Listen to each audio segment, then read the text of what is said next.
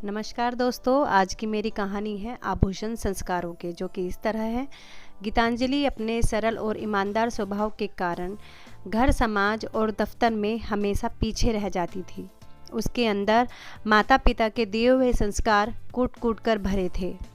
एक दिन उसके सहकर्मी दोस्त संजय ने उसे अपने स्वभाव में परिवर्तन लाने और सफल होने के लिए झूठ बोलने का एक आसान रास्ता अपनाने को कहा, जिसे उसकी पदोन्नति हो सके।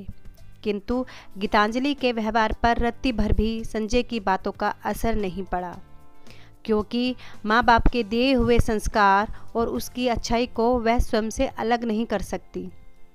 फरेब की दुनिया में उसका परिचय हुआ ही नहीं था।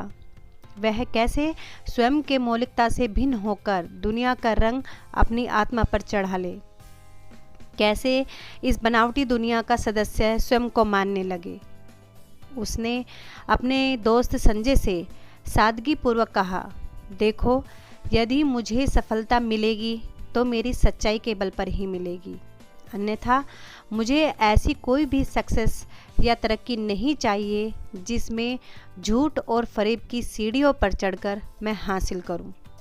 गीतांजलि ने यह महसूस किया कि वह ऑफिस का जो भी कार्य पूर्ण समर्पण भाव से करती है, उसके साथ काम करने वाले सहकर्मी उसका हमेशा उपहास उड़ाते रहते हैं।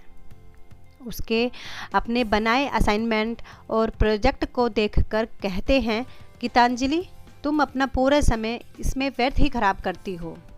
इसमें इतना दिमाग लगाने की ज़रूरत नहीं है। घर पर भी ऑफिस के कार्य में लगी रहती हो। इस तरह से तुम तो बॉस की कठपुतली बनकर रह जाओगी, कभी भी अपने पोजीशन को नहीं बना पाओगी और एक दिन ऐसा होगा कि वह तुम्हें नौकरी से निकाल देंगे। किंतु गीतांजलि अपने माँ बाप के दिए हुए संस्कारों और सत्य मार्ग पर चलने की आदी हो चुकी थी। वह उन्हें नहीं छोड़ पा सकती थी। इस तरह ही समय व्यतीत होता रहा। कभी गीतांजलि का सामना उपहास से होता तो कभी उसके सहकर्मी की पदोन्नति हो जाती। तब उसे क्षण भर के लिए महसूस होता कि काश उसके साथ भी ऐसा कुछ होता और वह संजय का कहा मान लेती।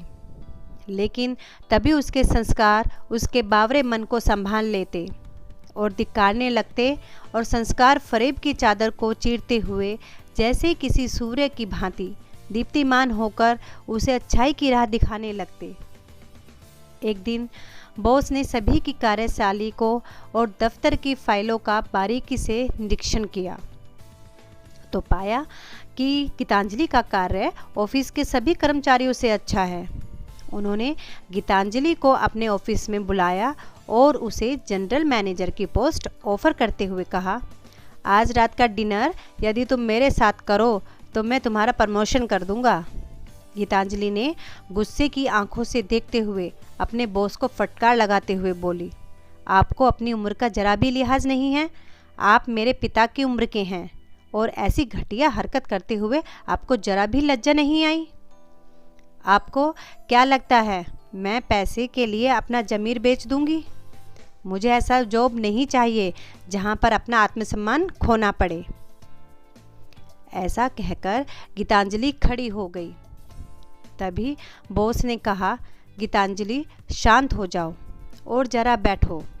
मैं अपनी इन बातों के लिए तुम्हें सॉरी बोलता हूँ। बेटा, आप मेरी बेटी की उम्र की हो। मेरा तरीका थोड़ा चीप है, लेकिन मैं अपने बेटे के लिए योग्य जीवन साथी की तलाश में हूँ।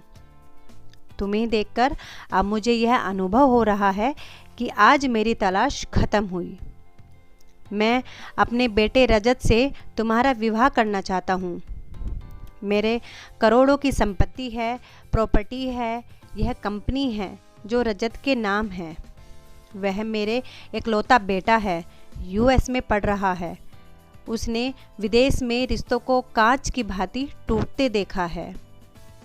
वह अपने लिए भारतीय संस्कारों की एक अच्छी लड़की चाहता है।